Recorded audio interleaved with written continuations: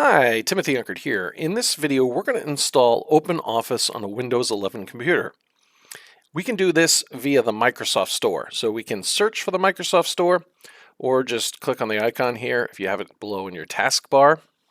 Okay, once the store comes up, we'll search for OpenOffice, hit enter, and we have this Apache OpenOffice, which is free. We can click on this and click install. It's going to ask us to make changes to our device. We'll say yes. Okay, and once it's installed, you'll see this desktop icon pop up. I'm going to now close this out and click on the icon. And we've got a wizard that will guide you through the setup of OpenOffice. Let's click Next. So you can enter your first name, last name, and initials. I'll go do that and come on back once I'm done. Okay, once you're done, the OpenOffice suite will pop up.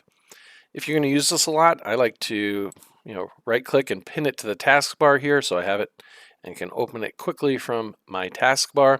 And we can go right in and create a text document. That'd be kind of like the OpenOffice equivalent of Word, a spreadsheet, which is kind of the OpenOffice equivalent of Excel or Google Sheets. And then we can also create presentations there, as well as drawing databases and formulas. And so let's just click on text document. And here we go. I'm going to just maximize this.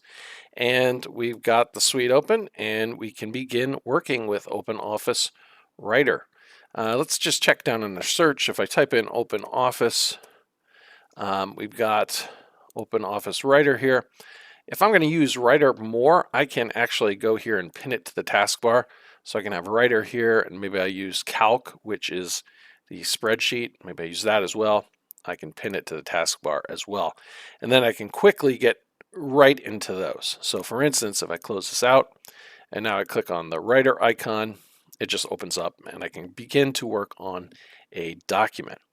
Hopefully you found this video helpful. If you did, please give it a like and consider subscribing to the channel. Hope to see you in the next one.